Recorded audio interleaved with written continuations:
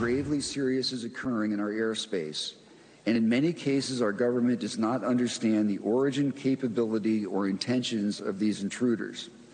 The sooner we learn the truth, the better our chances for preparing for whatever comes next. That was from a first-of-its-kind forum on UAP disclosure on Capitol Hill. Today, nearly 24 lawmakers, former intelligence officials, and whistleblowers came together to discuss what comes next in finding the truth about UFO technology and non-human life. It's an issue that brings together the vast majority of Americans. 89% of Republicans and 88% of Democrats, who never agree on anything, want UAP transparency. So what did we learn today? Well, the forum covered a lot of ground. We heard that our oceans may not be as safe as we think they are. When UFOs aren't coming from the skies, they're emerging from the oceans instead. One Rear Admiral said the government needs to start worrying about U.S. maritime security as objects under the sea have been spotted monitoring our submarines and have even outpaced them. Also on today's agenda, the 12 missing and dead scientists, some of whom had connections to UAP research. Some noted today that future whistleblowers could be too scared to come forward out of fear there could be some kind of deadly retaliation. Also discussed the effect that any disclosure on non-human life could have on both financial markets and on world religions. As far as religion is concerned, the impact will be unpredictable. Joining now to break down what we saw is researcher and founder of the Disclosure Project, Dr. Stephen Greer, and head of the UAP Science Advisory Council to the White House, Avi Loeb. Great to see you both. Thanks so much. So, Dr. Greer, let's start with you. You've been pushing for disclosure for years. What is your takeaway from today's forum? Well, yes, we started the Disclosure Project 35 years ago during the Clinton administration when I briefed the director of CIA because they were being denied access to these projects.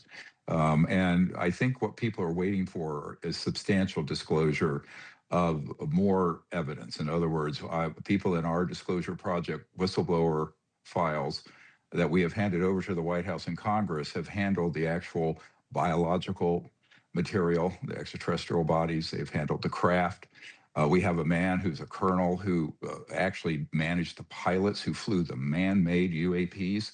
The majority of these images that you are seeing are actually man-made clandestine craft and not extraterrestrial or NHI. So it's a very complex issue. And I think that people who have been even read into this in the military that I'm working with are waiting for substantial evidence to be disclosed that's not just a light in the sky or something vague. And we know we have it. So the question is, at what point will the Congress hold hearings with subpoenas, or will the White House begin to release that type of evidence? And that's what we're waiting for. Interesting. So, Avi, you were at the forum today on Capitol Hill. I want to hear your thoughts about what Christopher Mellon had to say about the presence of threats. Take a listen. Has there been an aggressive intent or even a lethal intent ever detected, from your all knowledge, a UAP incident in which there was some sort of aggressive intent aimed at military service members or perhaps civilians? We've had radar jamming and that kind of thing, which is a serious matter. Serious matter to humans. I mean, the military views that as an act of aggression. Yeah, I mean, we worry about the drones, the new warfare era that we're entering. I mean, the question is, are these objects compromising our defense capabilities? And we think of UAPs as being only in the sky, but we're hearing that they're now coming out of the ocean. Right. So this is an important subject because it could be a threat to national security if we're dealing in particular with some of these objects being human-made.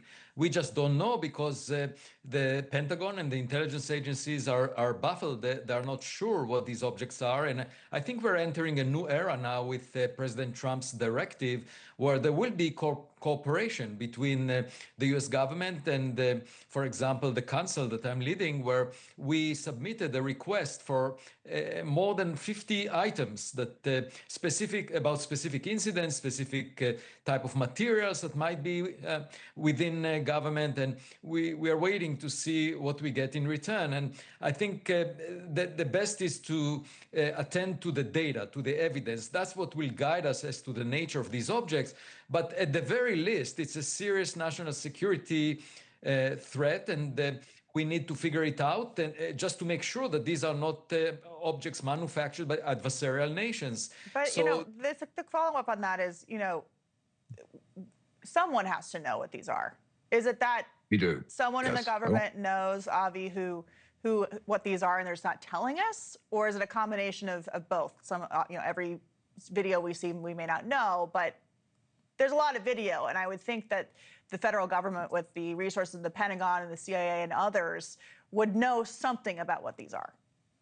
well, I cannot say much about historic data, but in recent years, the latest sensors that we have are far better than we had before.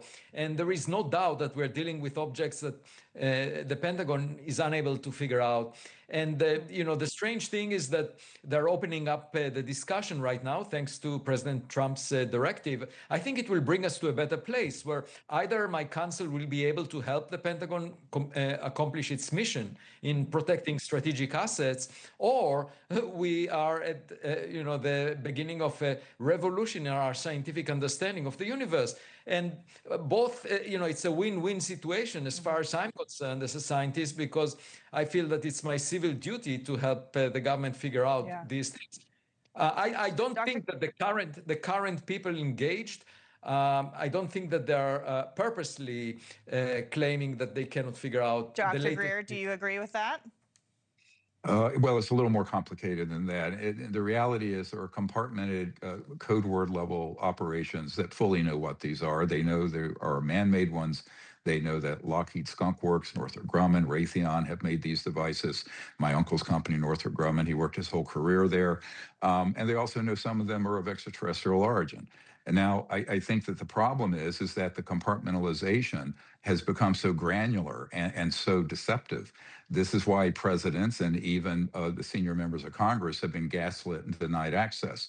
So now we're talking about a constitutional issue as well as and a governance issue, as well as a scientific crisis. And I agree with Dr. Loeb on that we need to figure out the technology. But for example, the Tic Tac that was shown all over the world some years ago, that's a Lockheed Skunk Works device. We have it documented all the way back to 1967.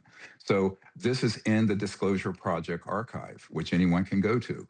So I think that the big issue are the current panels and investigations a redux of the 1950s and 60s, where those panels were created to basically put this into turnaround and into a dead end, or are they going to go somewhere? And this is why people who I know who are in Congress and are also the general public are looking to see, and it is not clear yet if it's going to take that actual disclosure direction or not.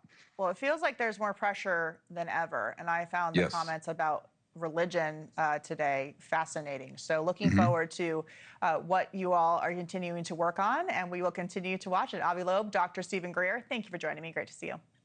Thank you. Thank you for watching. Subscribe below and download our NewsNation app right now on your phone, and you will get fact-based, unbiased news for all Americans.